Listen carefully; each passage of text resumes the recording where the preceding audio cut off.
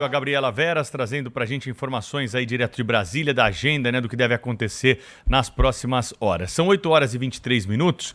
Ontem, né, o ministro da Fazenda, Fernando Haddad, falou sobre a entrega da peça orçamentária. Amanhã é o último dia para entrega, para nós descobrirmos aí qual vai ser a conta que o governo vai fazer para tentar zerar o déficit, né, para o ano que vem. Nós estamos trazendo aqui para a nossa conversa o pesquisador do Instituto Brasileiro de Economia, também chefe de pesquisa econômica da Julius Baer e professor da Fundação Getúlio Vargas, Samuel Pessoa, para nos ajudar um pouco mais a entender as questões que estão relacionadas a uma cobrança antiga da população brasileira sobre a redução do tamanho do Estado, alguns benefícios, né, que são sustentados aí por anos e anos e anos e, apesar de serem denunciados, nunca conseguimos corrigir essas distorções. Parece que, por enquanto, não vai ser dessa vez, né, professor? Porque essa questão da reforma administrativa está pingando. Quem tem falado sobre ela é o presidente da Câmara Federal, o deputado Arthur Lira, mas por parte do governo não veio sinalização a respeito da redução do tamanho dessa máquina. Bom dia para o senhor. Bom dia, é um prazer estar aqui com vocês.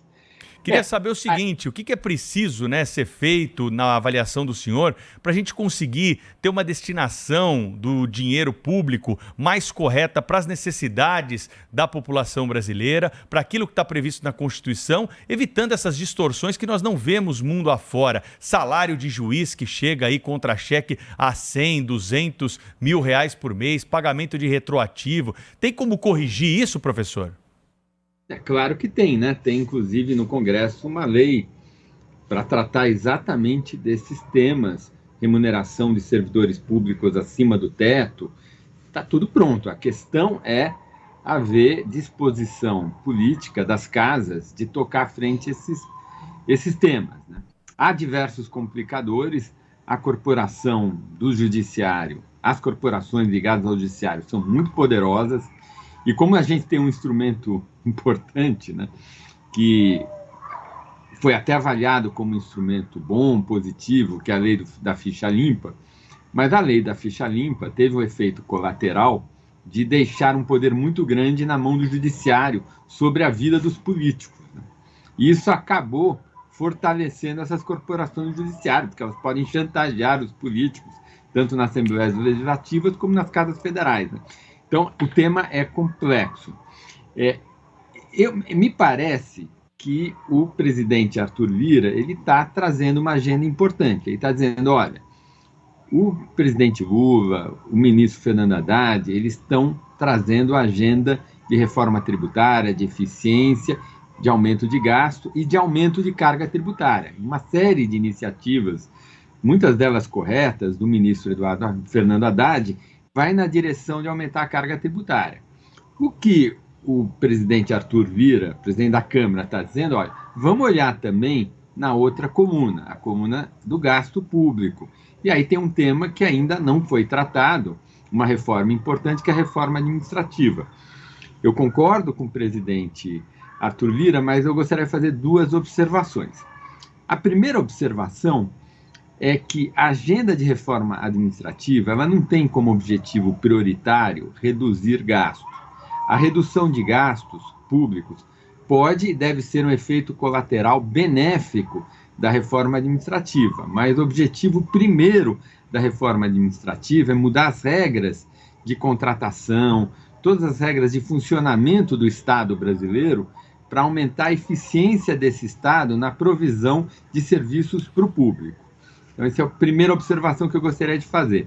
Tem uma segunda observação que é a gente, acho isso da nossa sociedade, a gente tem muitas vezes, quando discutimos reformas, a gente enfatiza reformas constitucionais. Eu entendo isso porque nós temos uma Constituição muito prolixa e se nós olharmos o que ocorreu nos últimos 35 anos, desde a promulgação da Constituição Federal, a gente mede a prova de 3 a 4 emendas constitucionais por ano. Então, eu até entendo esse foco em reformas constitucionais. Mas no que diz respeito à reforma administrativa, quando a gente conversa com bons advogados administrativistas, por exemplo, o professor Carlos Ari Sunfeld, da Escola de Direito da Fundação Getúlio Vargas de São Paulo, fica claro que tem muitas coisas importantes, muitas mudanças relevantes para aumentar a eficiência da máquina pública que podem ser aprovadas por lei ordinária.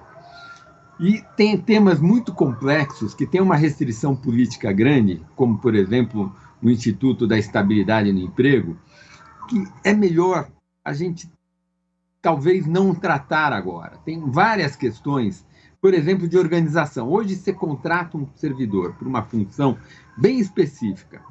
Aquela função deixou de existir por conta do progresso tecnológico, você não pode nem demitir aquele servidor, nem recolocar ele em outra carreira.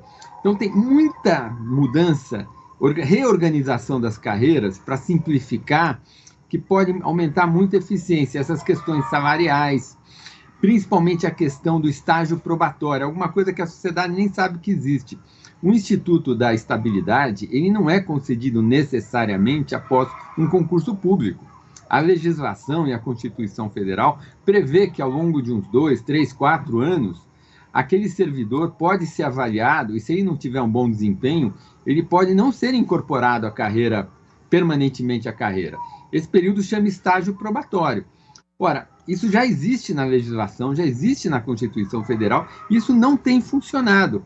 Ora, então vamos aprovar uma legislação para regulamentar melhor o estágio probatório, é muito mais simples, muito menos polêmico e dará mais resultado.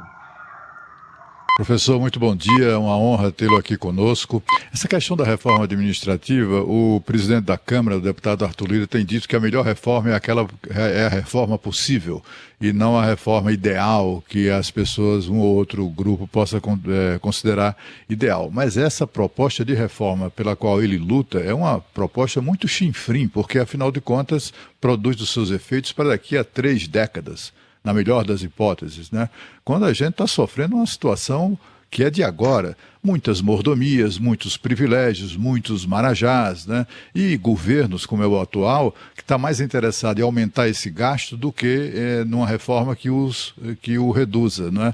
E exatamente por isso que eu queria uma reflexão do senhor, peço uma reflexão do senhor. Qual a reforma ideal, sendo ou que possa também vir a ser considerada a reforma possível? Tem 2 elementos que você trouxe aqui para a nossa conversa muito interessantes. Então, o primeiro que eu estava falando era, talvez a gente pudesse desistir de fazer grandes reformas constitucionais e operar no nível de legislação ordinária. Tem muita coisa para ser feita, a gente tem que lembrar que no governo FHC, no primeiro governo FHC, o então ministro Bresser Pereira já aprovou uma emenda constitucional importante que permite demissão, coloca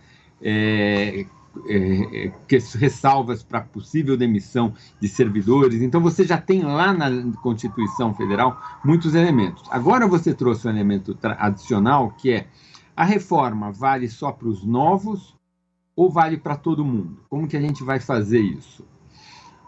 A impressão que eu tenho é que dá para a gente apostar numa reforma só para os novos e ter impactos importantes, por uma coincidência. Ora, a gente teve a redemocratização há uns 35 anos atrás, e houve uma grande onda de concursos nos 10 anos em seguida à redemocratização, que foi quando nós institucionalizamos o Estado brasileiro, criamos melhor as carreiras de servidores públicos da União e assim sucessivamente. Portanto, a gente tem nos próximos 5, 10 anos uma onda muito grande de aposentadorias. Como o Estado vai ser muito renovado, como o quadro de servidores será muito renovado nos próximos 10 anos, se nós fizermos uma reforma só para o futuro, ela vai ter impacto no horizonte um pouco mais curto do que os 30 anos que você mencionou. Acho que em 15 anos ela já vai ter muito impacto. Você tem razão, seria e será muito melhor se nós conseguirmos fazer uma reforma para todo o quadro. Mas a gente sabe que o Brasil tem uma característica bem brasileira. Tudo vira direito adquirido, né?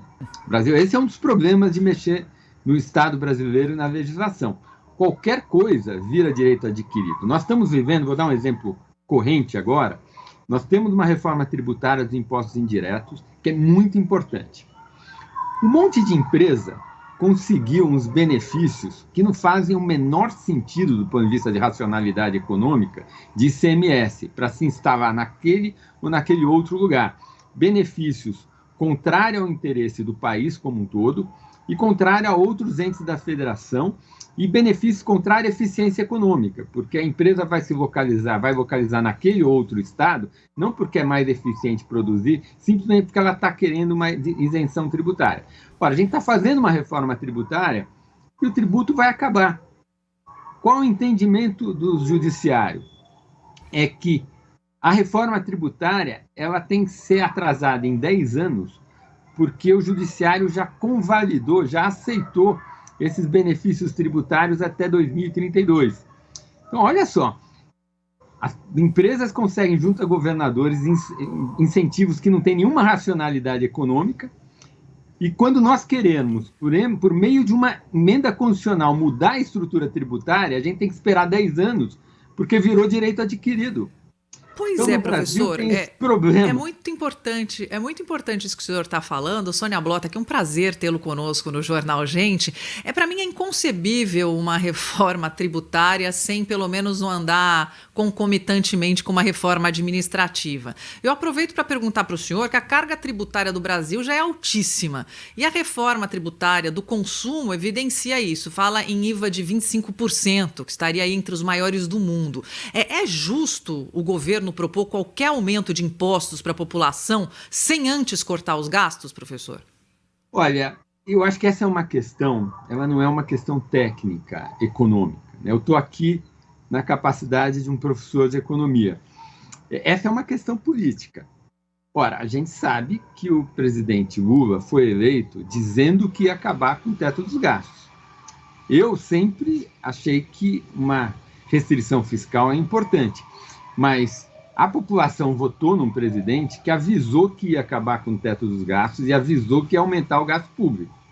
Ora, se o gasto público vai aumentar, a carga tributária tem que aumentar, não tem jeito. Porque a alternativa é a inflação.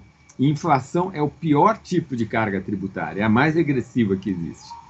Ou seja, eu acho que esses são temas que precisam ser tratados no momento eleitoral. E certamente a imprensa tem um papel muito importante de, no momento eleitoral, mostrar para a sociedade as consequências dos projetos que estão em disputa no momento eleitoral. Todo mundo quer aumento real do salário mínimo, mas aumento real do salário mínimo demanda aumento de carga tributária. Não tem muito jeito. Também concordo que a agenda de reforma administrativa é uma agenda importante. Mas uma parte muito grande do gasto público com o pessoal é aposentados. Ora, a aposentadoria é um direito adquirido. Uma vez que a pessoa cumpriu os requisitos, ela tem aquele direito. Não dá para mudar. Acho muito difícil a gente no judiciário mudar esse direito adquirido. Só dá para fazer para os futuros.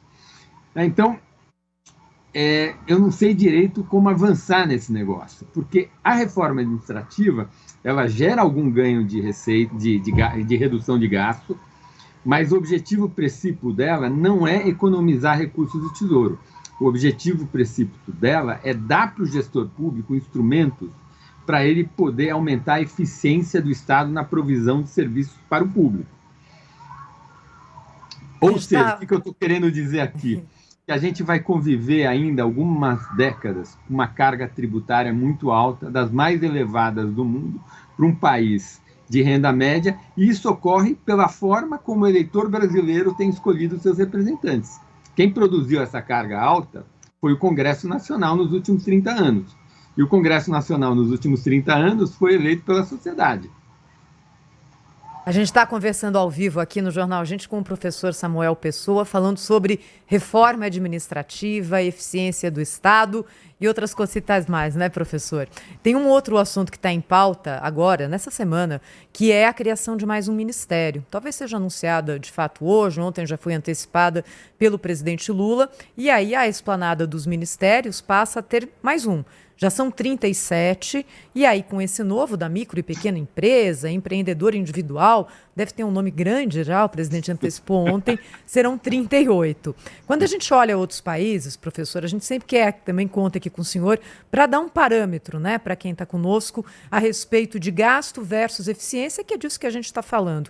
Outros países não têm uma estrutura tão grande no número de ministérios. Ao mesmo tempo, a gente sabe que alguns governos, ao longo do tempo, que assumiram prometendo enxugar o tamanho da máquina, cortaram o número de ministérios e isso não trouxe economia.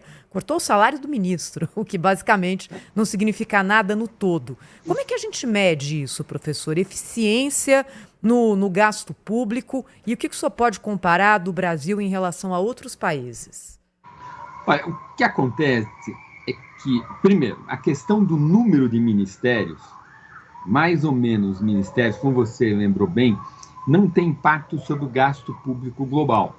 O que é criar um ministério? Você, em geral, tem um outro ministério, no caso, é o Ministério da Indústria e do Comércio, que o ministro é o vice-presidente Geraldo Alckmin, e tem lá a Secretaria de Pequena e Média Empresa. Então, essencialmente, essa secretaria vira um novo ministério e você, no lugar do secretário, escolhe algum político para ser ministro.